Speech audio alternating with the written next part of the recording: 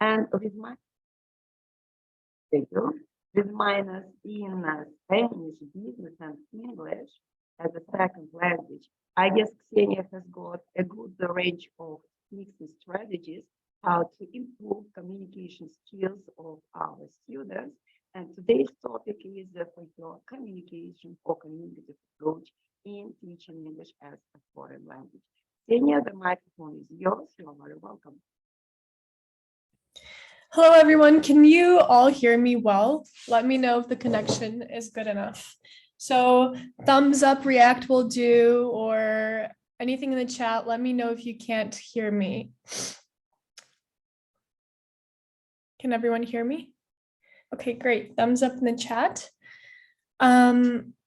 So let me see if I can go ahead and share my screen. Okay.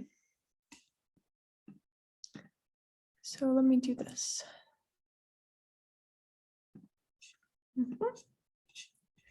Okay, so today I'm going to be, one second, I haven't done this on Zoom for a long time. I'm going to be talking about communicative teaching approach or the communicative teaching method and ways to incorporate it in the classroom.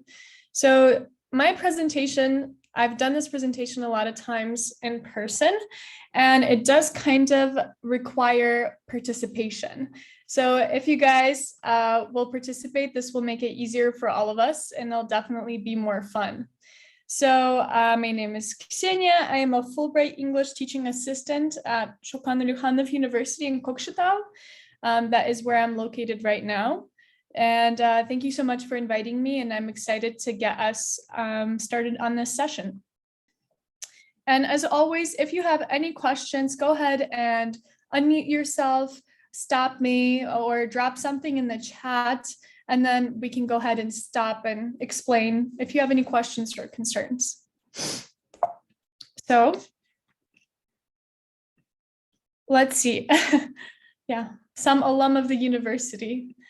Okay, so our agenda will be this. I'll introduce myself a little bit. We'll do an icebreaker activity. I will talk about the background and purpose of the communicative language theory or method. And then we will basically talk a lot about the activities or type of exercises that people could incorporate in the classroom. I imagine a lot of you guys are English teachers, and if you're not English teachers, maybe tutors, or you just enjoy learning English. And these are ways to not only incorporate English in the classroom, these are also ways for you to be, active participants in the English language learning process.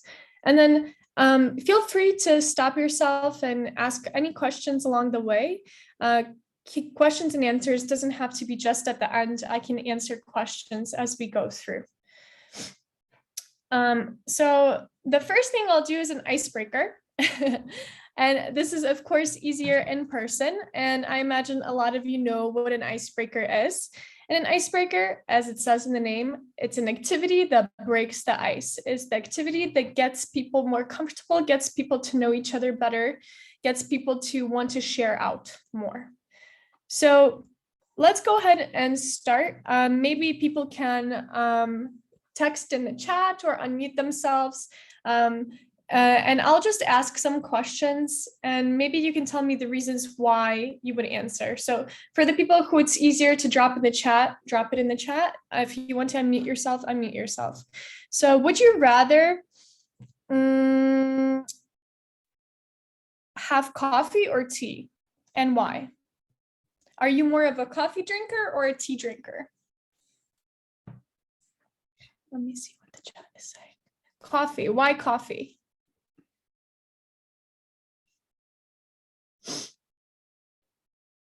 Water drinker. Something not even on the option. Great.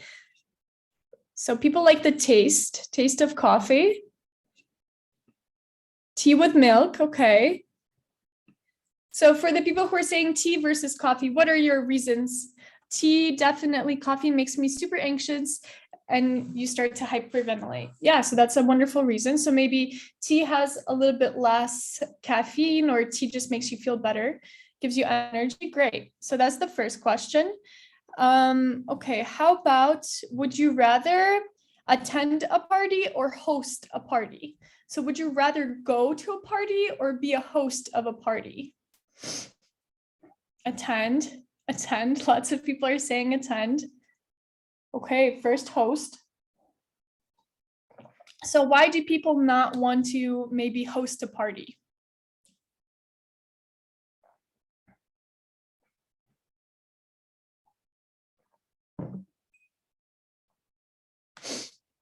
Because you need to clean after. Yeah, so guests leave a mess after the party, and maybe that's a little uncomfortable to clean. No need to organize. Yeah, you just go to a party, you bring something, have fun, and have no responsibility. These are great. Would you all, and let's just do a third one.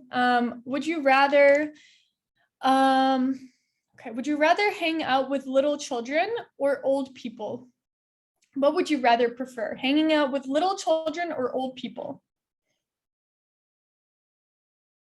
Let's imagine little children is anything under the age of 6 and older people is anything over the age of 65. Good reasons here. Old people, they don't run around. Children, because you can be energetic with them. Okay. Fun. Kids. Oh, they can share nuggets of wisdom most of the time. This is great. So maybe the old person can tell you some interesting comment or interesting, advice. Or you can have a nap with old people. So maybe you guys can just spend the time resting, and they're not loud or nosy. Great. These are awesome responses. Okay, great job, guys. So this is just a small little icebreaker, which is a way to encourage speaking in the classroom. So that's why I start with an icebreaker. And to be honest with you, throughout my time, both in university when I was a student and when I was teaching at the university here, I would begin my classroom. Would that be a speaking club or a formal classroom setting with an icebreaker?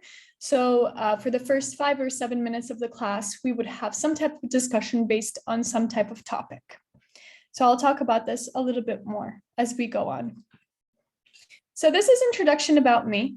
So I thought it would be nice to share about my life. So my name is Ksenia Polyarskaya, and I was born in Tiraspol, Pridnestrovia, which is a small republic that seceded from Moldova in the 90s. So my family and I moved to Chicago, Illinois, and the suburbs of Chicago, Illinois in 2011. And I have been living there ever since. So it just so happens that Russian is my first language. But since I grew up in the US and spent a lot of my formative years as a teenager in the US, I do happen to have great English as well. So as I moved to the United States, I finished most of my formal education there. I finished middle school, high school, and university there as well. As I finish my Fulbright career, I will be returning back to the United States and going to law school. So I will continue my studies in the United States. So I'm a graduate of the University of Illinois at Urbana-Champaign. It is a Big Ten school. I'll talk about this a little bit more. Pretty big university made up of about 40,000 people. Both bachelor's, master's, and doctorate degrees. So I have a bachelor's degree in music, specifically instrumental performance, which is I play the flute. I've been playing the flute since I was 7 years old. This has been a really, really long time. And I also have degrees in business, Spanish, and ESL, which is teaching English as a second language. And through that degree, I got the TESOL and TOEFL certification. So I've had formal coursework on how to facilitate conversations and facilitate lessons specifically for people who are learning English as a second language. And some of my hobbies, as many people, I enjoy hanging out with my friends, going to museums and theaters. I'm really into the fine arts. I enjoy music, I enjoy art, I enjoy museums, ballet, anything that gets to do with the fine arts I like to do. And of course, I like learning languages. So the languages I do speak pretty well are, of course, Russian and English. I'm a good Spanish speaker. I've been learning Spanish since 7th grade, so it's been over 10 years that I've been learning Spanish. And I also started studying Kazakh when I got to Kokshetau.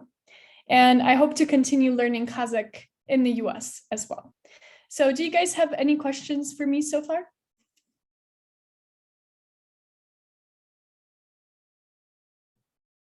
Any type of questions?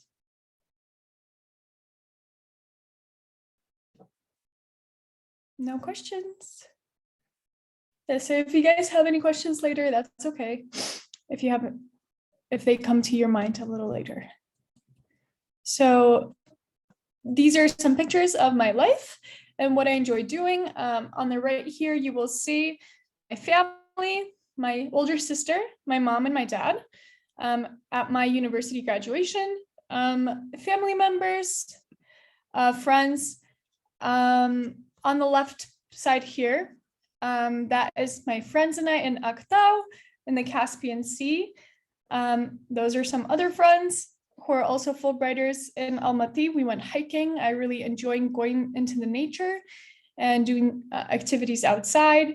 And some artwork that I really enjoy. And I took this picture in New York at the Guggenheim Museum. So I have one question here, which is, what do you like about Kazakh? Is the question, what do I like about the Kazakh language? Or maybe, what do I like about Kazakhstan? Specifically the language, correct?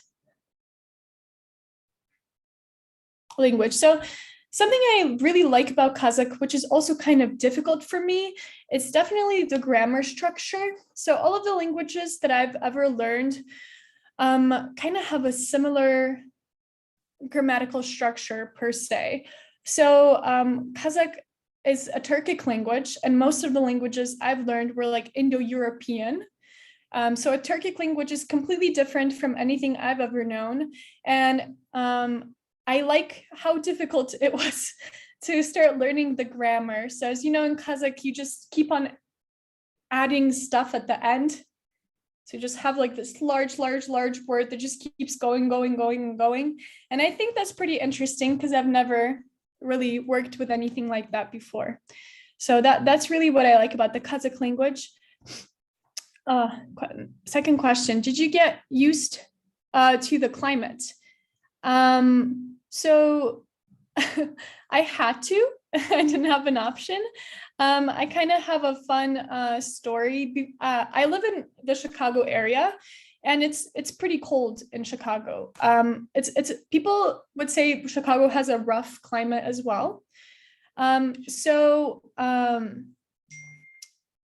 Basically, before I came here, I would get contacted and they would say, oh, you're going to the north of Kazakhstan, like you're going to Kokshetau, it's going to be cold. Yeah, it's windy in Illinois as well. It's pretty windy, it's cold.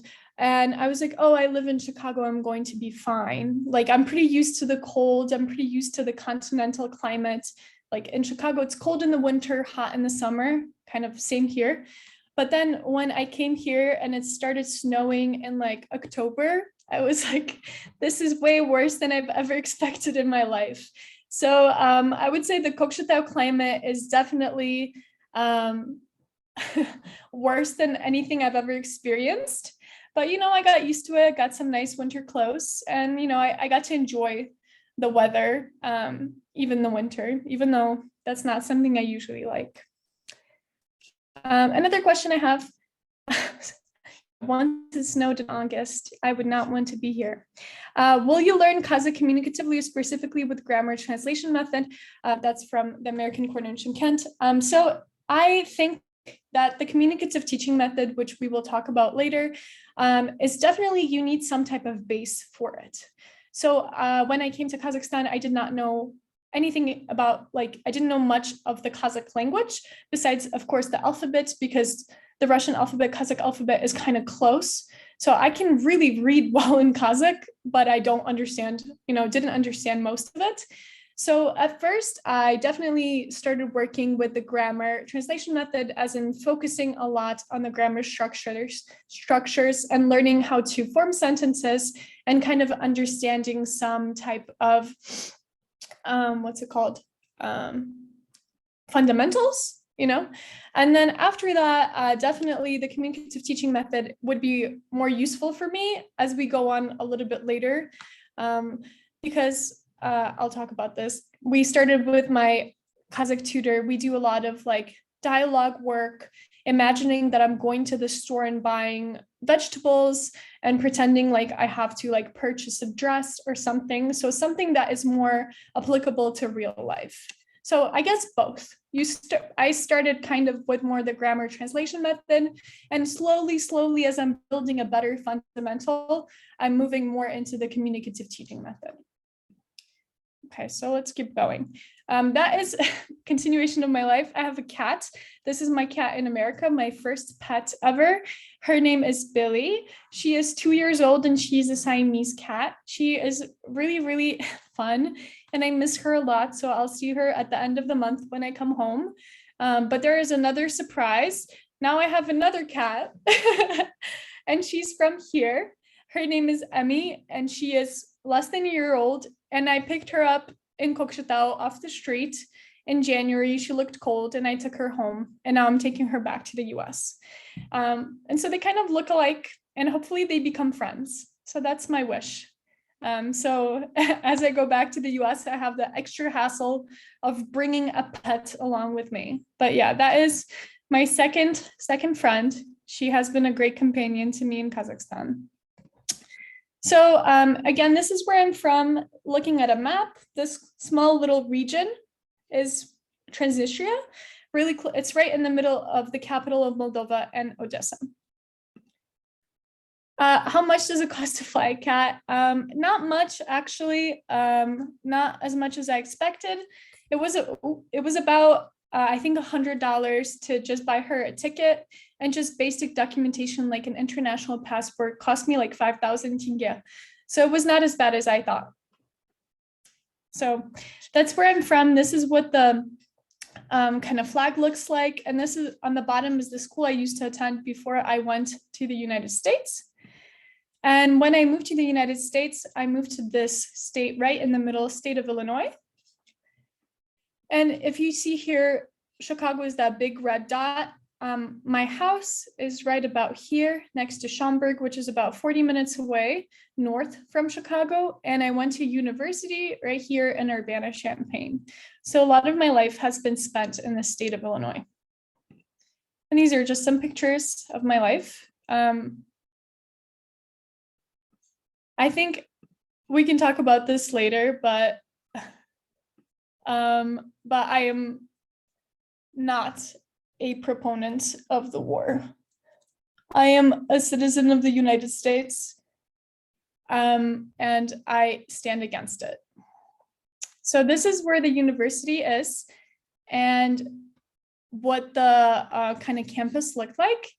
And this picture of a Chicago-style hot dog, which is something I really enjoy eating, and just the beautiful architecture of Chicago, which is what it's famous for. So now we're going to go ahead and start talking. So if you are a teacher, or if you're a tutor, or if you formally teach English classes, how do you usually lead your English classes? Like, what do you do? Like, how do you start it?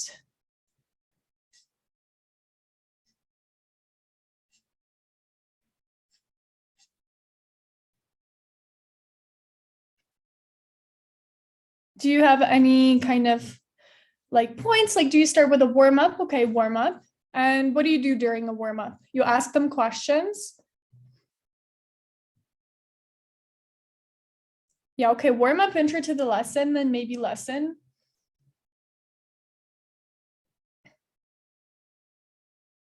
Games, questions. Okay, great. And these are all really good, yeah, icebreakers, good things to start your class with. Assumptions game, if this is the very first time we meet, yeah, that's also a good type of icebreaker, get the class comfortable. Questions about the topic, showing pictures, warm up, great. So kind of starting the classroom in a more, casual way, getting people more comfortable with each other. So that's kind of what we'll talk about. And I just wanted to ask about this just to probe what you guys do in your classroom. So let's discuss what is the communicative language theory method. And this is its background. So the method is basically an umbrella term, and this is very important to understand. There's no one proper definition for what the communicative language method is. There's no set teaching methodology, but what it is, it's basically a response to the traditional teacher-centered and grammar-based approach. So it emerged back in the 80s. And before then, in the US and many Western countries, the grammar translation-based approach was still very popular, and teachers and researchers recognized that that was not really the most effective way to get people communicating in a foreign language. So as a response to that, people started developing the communicative language method, whose goal it is to develop communicative competence. So that's basically what this whole method is about. It's about developing communicative competence. So in that process, students continue to talk to each other, and there is an emphasis on more indirect feedback. And basically what it could entail is real life communication skills, the use of authentic materials, incorporating true to life simulations, basically kind of like role play activities, and just focusing a lot on meaningful tasks versus, for example, translating text from one book to another. So this is more about incorporating type of lessons and activities that would get students to practice things that they could use in real life. And the communicative language method is basically focusing on being able to use the language versus knowing what the language is. So, and I think this is a very important way of learning languages, and I really like this one because, as we know, lots of people are scared to speak English because they're afraid of making a mistake, right? So they might feel that like, oh, I know what present perfect is. Oh, I know like 100,000 words of vocabulary words. I know how to form sentences, but they still don't speak out loud. It's because they don't have the practice or kind of the positive attitude towards speaking. And the communicative language method is supposed to kind of encourage people to continue speaking over and over again, to kind of build that confidence, as well as get people to start speaking out explicitly. And there's a quote that I found, and that is, it says, "Furthermore, research on second language acquisition suggests that more learning takes place when students are engaged in relevant tasks within a dynamic learning environment rather than in traditional teacher-led classes." And as I said, the communicative teaching method is more of a student-led classroom versus a teacher-led classroom. And in this type of method, the teacher is more of a bystander and an instructor versus kind of an authoritarian figure who tells students what to do or what not to do. Any questions so far?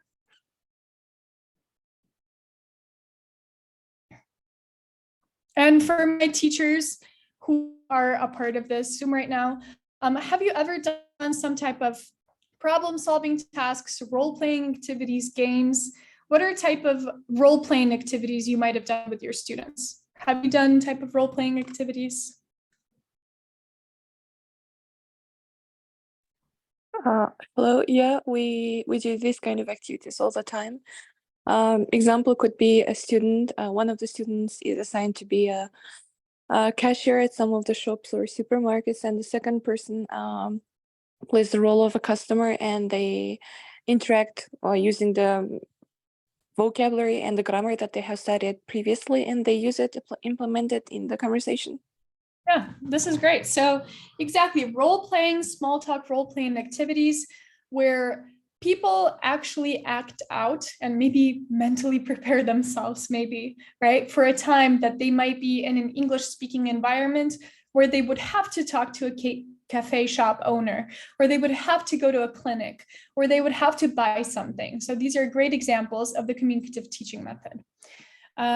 Some example that I had here that I've done with my students is having maybe a party. So this would be more for a kind of more advanced students. Yeah, real life English.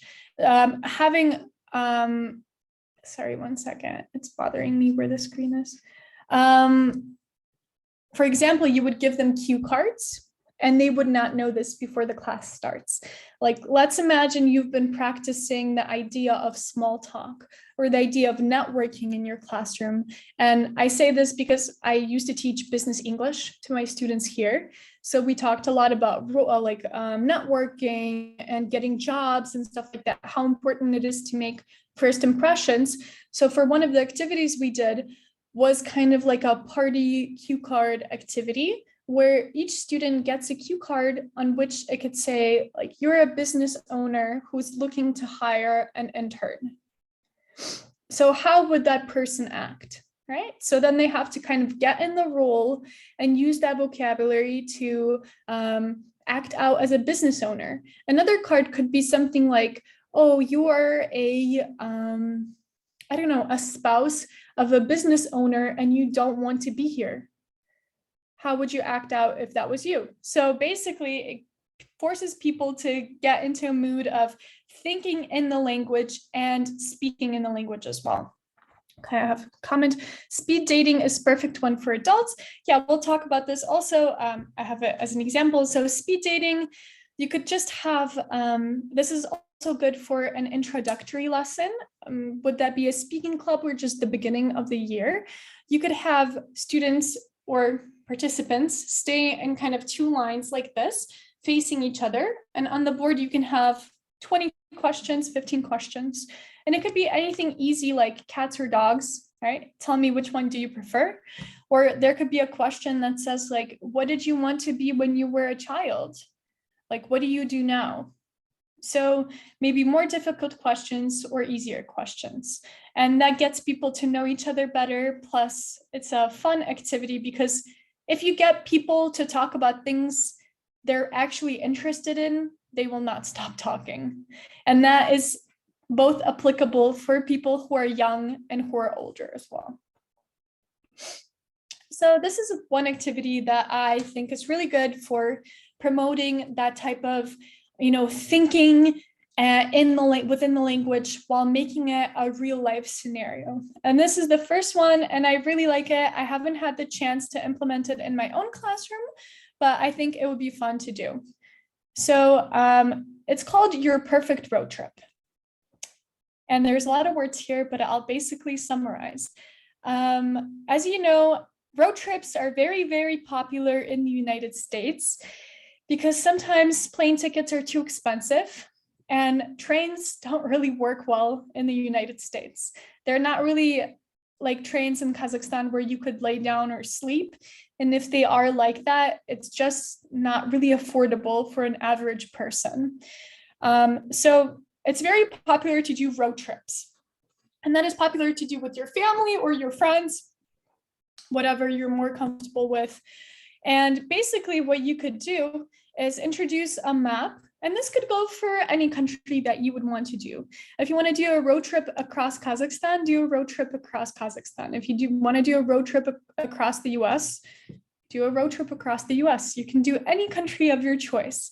And you can connect it to any type of unit. Would that be learning vocabulary about traveling? Or would that be learning about cities or different countries or interpersonal communication, intercultural communication? This can connect to a myriad of topics. So for example, you give them a map and you say, let me go back to my US map. Let's imagine it's US. You say, let's say you start in the city of Chicago, which is around here. And then you tell them, you have to get me to Sacramento, California. And then their job is basically, this could be like a long-term project. Their job is to get you from here to here and basically write out where you have to go, how you have to go. So for example, they could say, oh, like I'm kind of interested in the climate of South Dakota. So you could drive like here, and then here. They can take the most unnatural routes if they want to. It is their option. They can basically choose 4 places they would stop at, but they would have to search up realistic things like how much would gas cost? So it is their job to search up like, oh, how much does gas cost in this country? How many gallons does a regular car fill? How long would it take from this place to this place to this place? Then they could search up like, what kind of hotel would you stay at? What would be your budget? And you can make this type of project as difficult as you want to, or as easy as you want to, but you can just keep on adding things to make it harder. For example, you can also make them choose like, what would you bring as your snacks? What would be your packing list? And then they can discuss like, oh, I really enjoy eating these type of fruits, so I would love to bring watermelon or apples or all of these things to my trip. Or they can say like, oh, some must-see spots that I want to see in the US is, let's say, I don't know, the Hollywood sign in Hollywood Hills. So I have to somehow get through that place as we drive to Sacramento. So this type of activity encourages students to have a task where they use real life English, and it kind of forces them to think and act out activities in the foreign language of their choice. So that is a first activity that I had prepped for you guys. Then the second activity, again, this could be as easy or as hard as you want it to be, and it is called cut up stories. And basically, I'm sure a lot of the teachers, instructors have done this in any of your classrooms. Would that be an English classroom or Russian or Kazakh classroom? You basically have a story. You have to cut it up and make students connect all the dots and put the story in order. And this could really connect to your unit when you're, for instance, teaching students how to write an essay. And usually how an essay works, you have an introduction, you have a body paragraph and a conclusion paragraph, and there's usually keywords that have something to do with these type of paragraphs.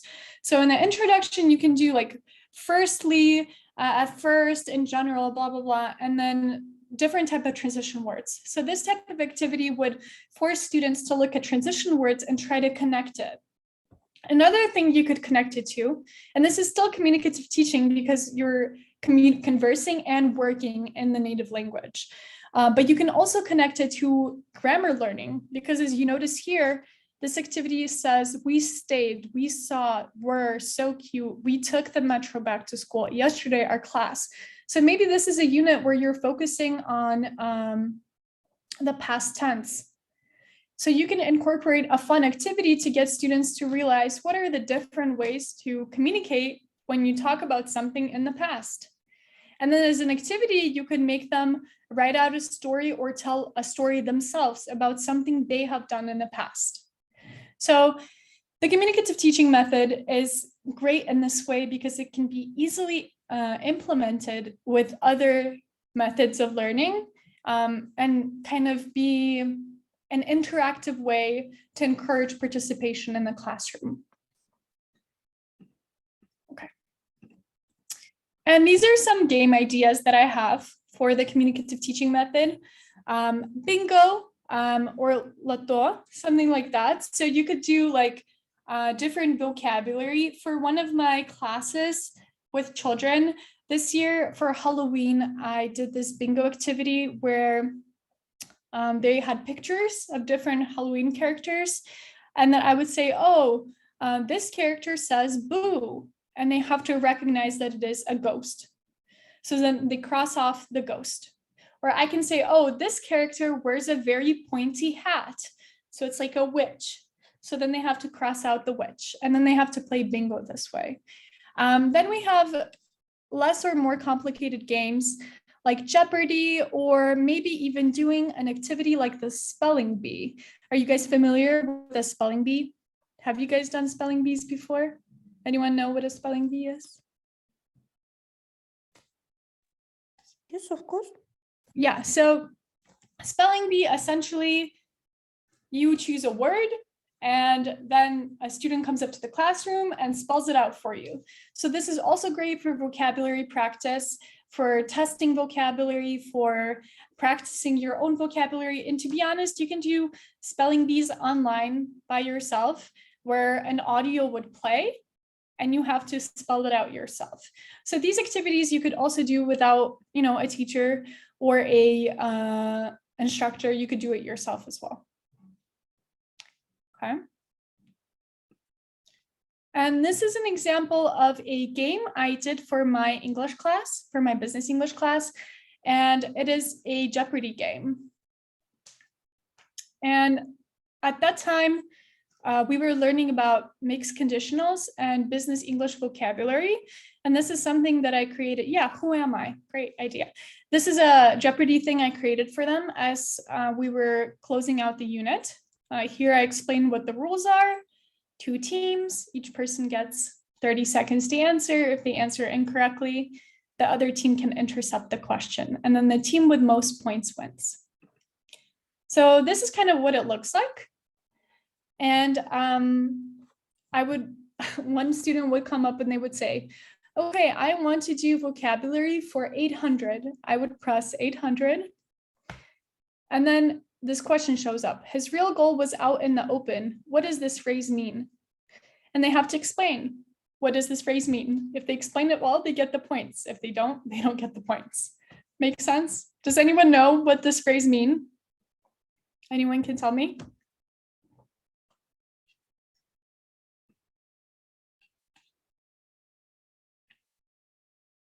His real goal was out in the open.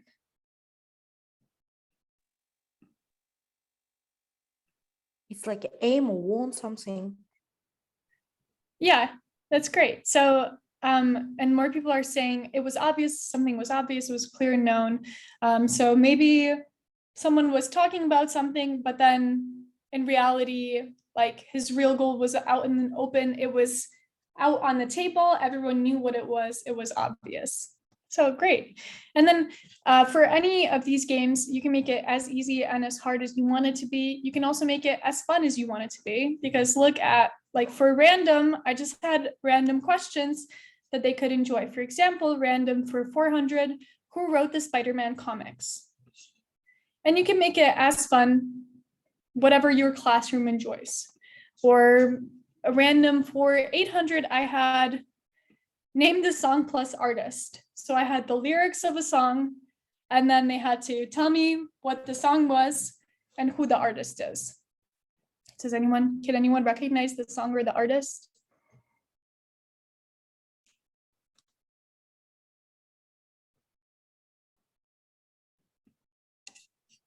Rihanna?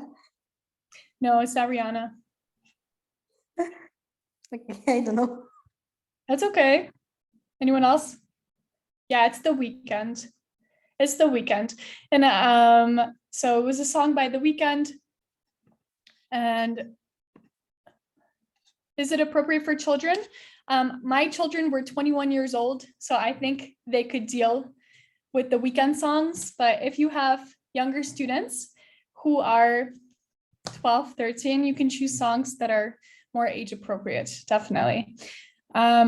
So that was basically what the game looks like. And if anyone wants the, what's it called? The template for this, I can give it to you, and you can just write out your own questions for this. Okay. So that's basically an example of a Jeopardy idea that is kind of more difficult for a more advanced class. But here's a Jeopardy for an easier class. And you can do something like this with young children.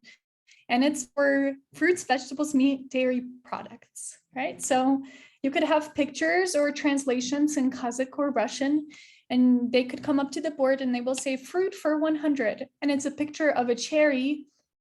And then you ask them, what is this fruit? And they have to say in English, this is a cherry. So basically you can make, I'm showing this to prove that Jeopardy doesn't have to be the hardest thing they've ever done. It can also be good for younger students, for older students, for any age students. Okay, so that is my Jeopardy example. And now we're going to go back to icebreakers.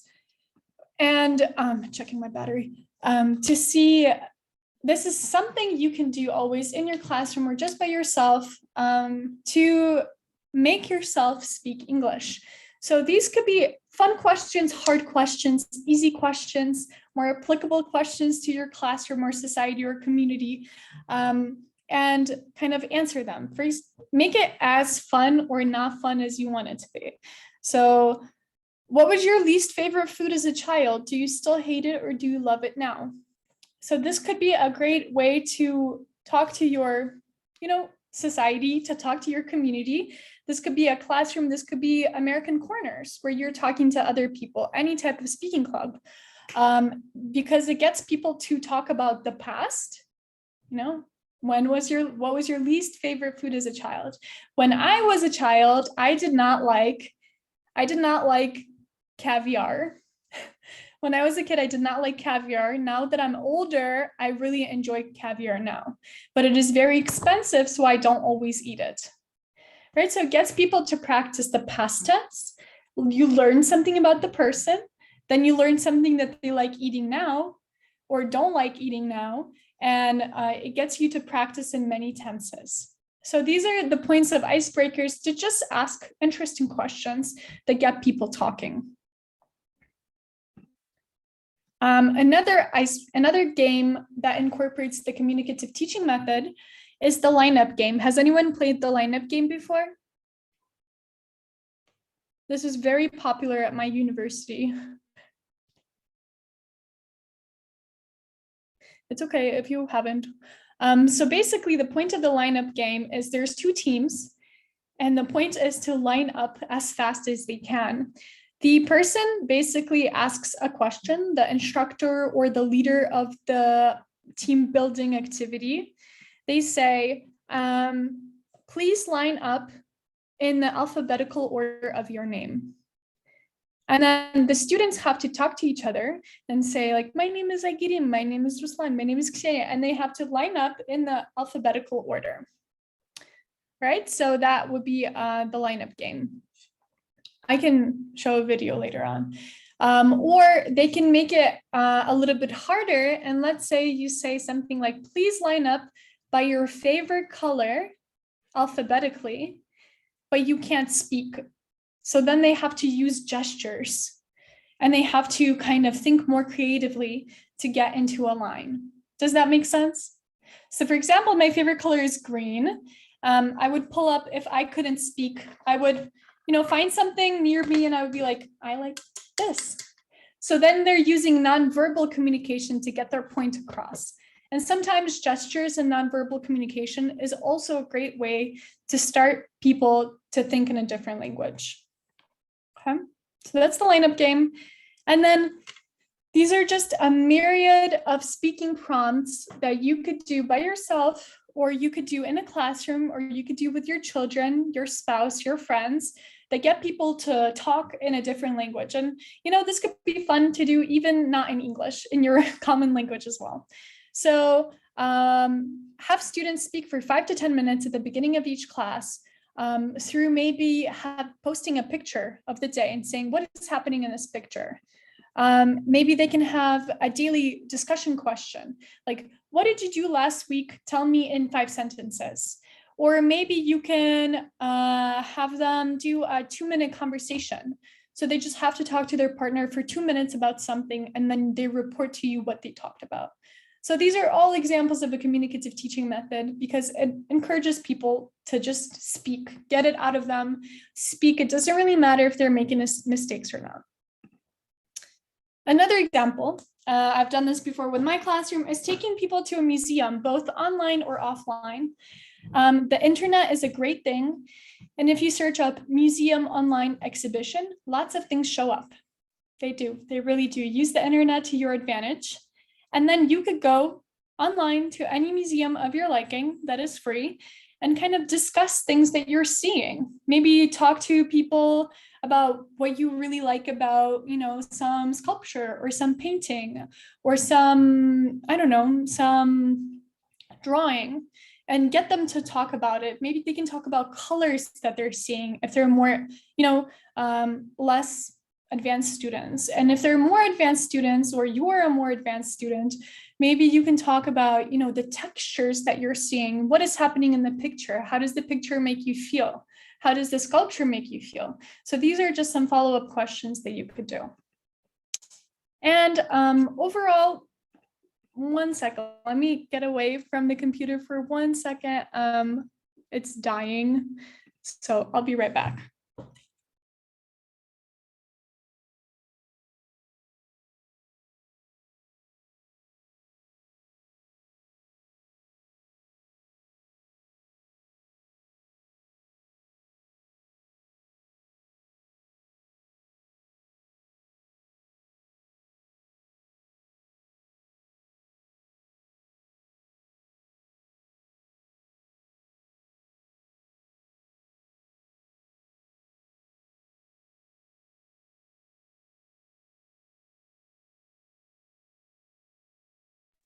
All right, now that I'm back, thanks for waiting.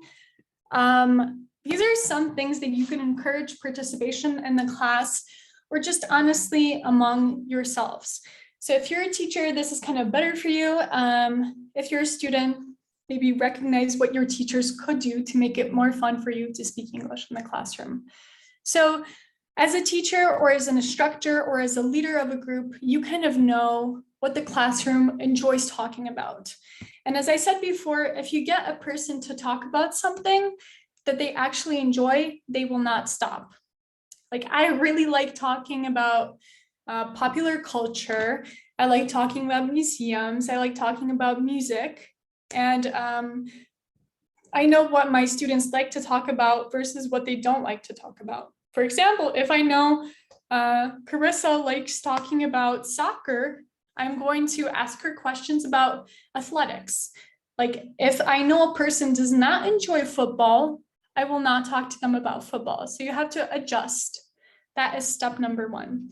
Number 2 is incorporating fun and crafty games into the classroom. I think we have covered a lot of them through this presentation. Number 3 is motivation. I have noticed a couple of things in Kazakhstan, and that's sometimes teachers don't verbally affirm their students. So if you see someone's making a great effort, even though they're making a mistake, even though they're having a hard time, just give them time and tell them that they're doing a great job. Explicitly tell them that they're doing a good job, say, great answer, good thoughts, thanks for participating. Then another thing you could do is limiting error correction when students are talking. So that means, let's say you make someone participate, or that's a speaking club, or that's a lesson, or you're in American Corners talking to a friend, and you know they're making a mistake. Just let them finish the sentence, and then maybe after you can correct them. Because as people, if someone interrupts you, first, it's kind of rude. Second, you will probably lose your trail of thought. You will forget what you're talking about. You'll stop and then kind of, not know where to go from there. So it's just better to finish the statement and then talk to the people. Another thing is bringing in reinforcement. I call it that, like small gifts or candy. For example, my students, I had these little chocolates from the US that I brought. Just different Snickers, 3 Musketeers, Hershey's Kisses. And sometimes my students would not want to talk. And I understand some teacher is standing in front of you talking to you and you might not want to talk. But as soon as I would bring out the candy and I would throw it to the person who was talking, a lot of hands would go up. People would want to start talking. So maybe some small little thing that students enjoy. In the United States, we have this store called the Dollar Tree, where a lot of things are for $1. And what teachers used to buy, even when I was like 20 years old, they would buy these little erasers that you erase pencil with, and it would have like a face of a pet on it. It would like have a bunny on it or a tiger. And it costs like pretty much nothing. And you could buy like 100 of them for $2. And then people would really start participating because they would want to win something. People always want to, get some type of affirmation. Would that be verbal or something more physical? Then another thing is allowing wait time for students to speak. That could be also for your colleagues or partners to speak, especially if you're in a speaking club setting. Don't interrupt them, let them finish. Even if they're talking slowly, maybe if they're messing up, just give them time, because some people are very anxious about participating in person. I, for example, kind of like to talk in public, but I know many people who do not. So you just have to give them a little bit more time before speaking. For example, let's say you're in a speaking club, you ask someone a question and they say like, oh, I don't have an answer for that. You say, okay, maybe I'll come back to you at the end of the classroom. Something like that. And then starting each class with a speaking activity, speaking topic, question of the day, icebreaker, activity, game, lineup game, what we just talked about. So that's kind of what I have for encouraging participation in the classroom. Does anyone have any other additions that they would like to say? Anything else that they prove to be a very good method in their classroom?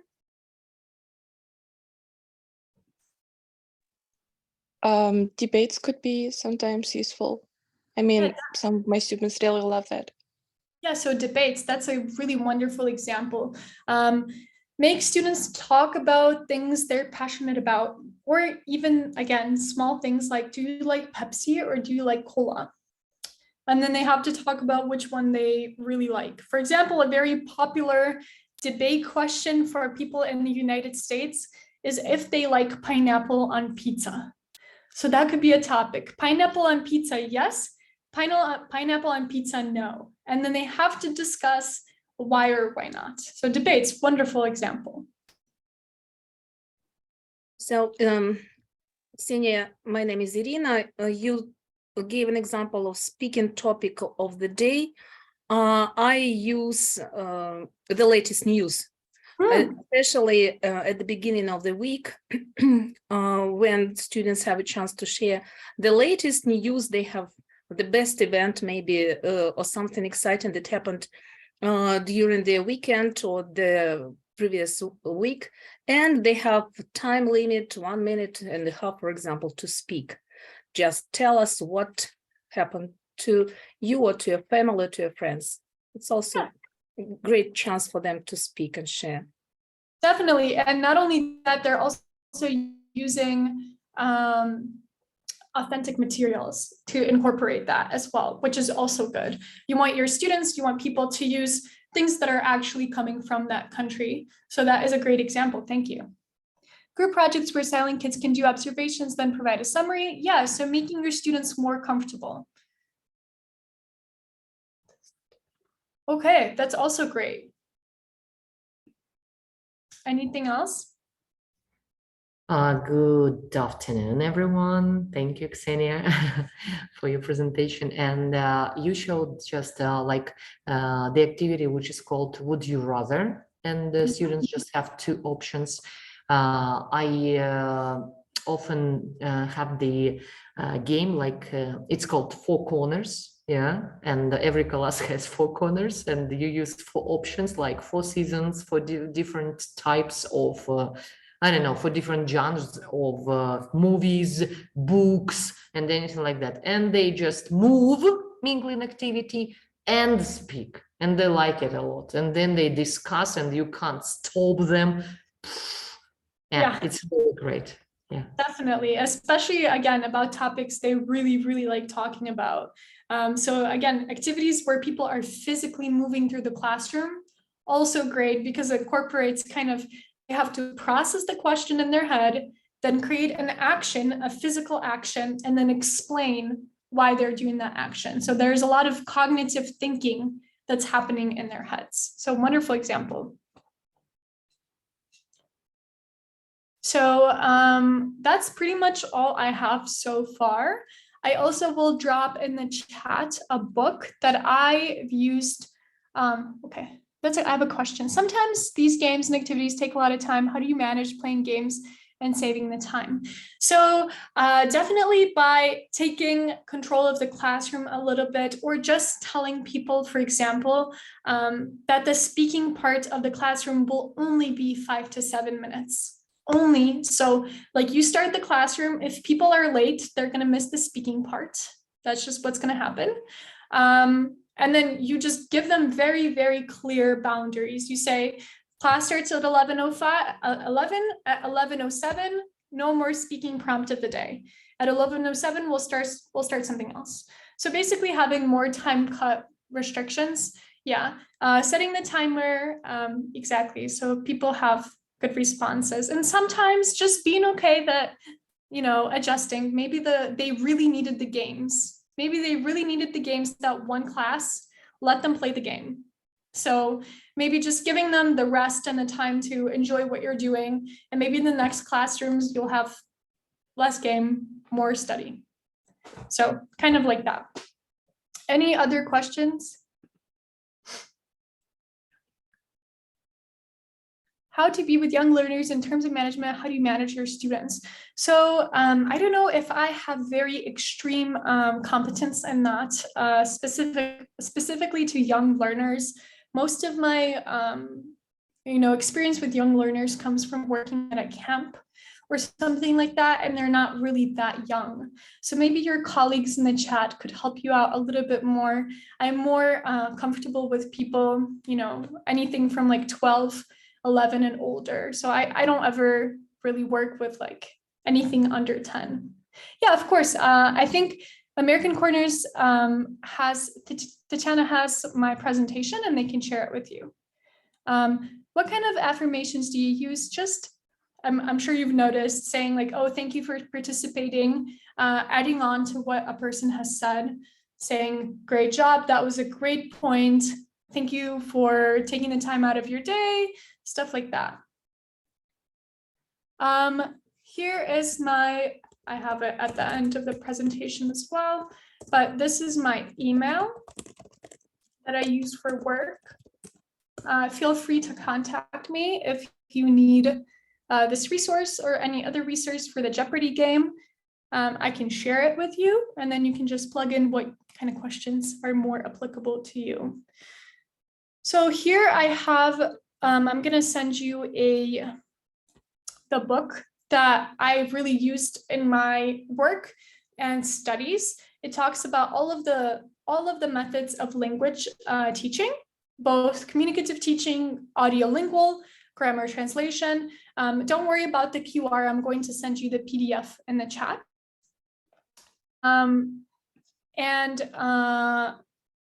That's pretty much all I have, and I can answer any other questions if you have them right now. So that is, again, my email, my Instagram, if you talk through DMs, and I'm going to give you a second to maybe take a picture or take note of this, and then I'm going to unshare my screen and send you the book. And I will answer any questions you might have. Again, here I have a question that says, how can we correct students' speaking mistakes? So that is a very interesting question. And how I usually do that is by using the indirect feedback method. My computer is also dying. But for example, let's say your student is talking about what they did yesterday, and they keep on saying like, or what their mom did yesterday. And they said, oh, yesterday my mom is cooking food. And instead of saying like, oh, Oljas, that was wrong, your mom was cooking food, you could kind of redirect it with a question and say, oh, really? Your mom was cooking food yesterday? What did she cook? So they can recognize by ear that you used was, and then they kind of don't feel maybe as ashamed. So that's kind of what I like to do, redirecting maybe with a question, and kind of going on from there. So redirecting, or maybe saying like, oh, in more softer language, saying like, oh, you didn't really do that correctly, maybe try this again. Or maybe talking to them after class if they don't feel comfortable discussing it in a big group of students. I have a fun question here. As a resident of Chicago, do you like Shameless, the TV series? I've actually never watched it. I know what it's about, but I have not seen it. But people say it's good. Any other? I'm gonna unshare so I can share the book.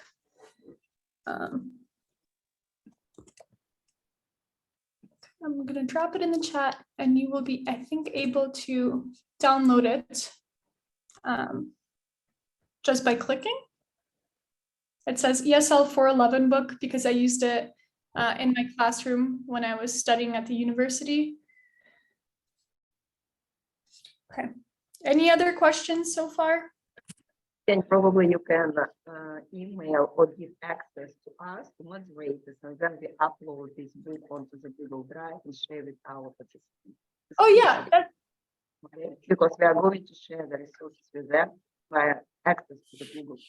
Thank you. okay. I can definitely do that.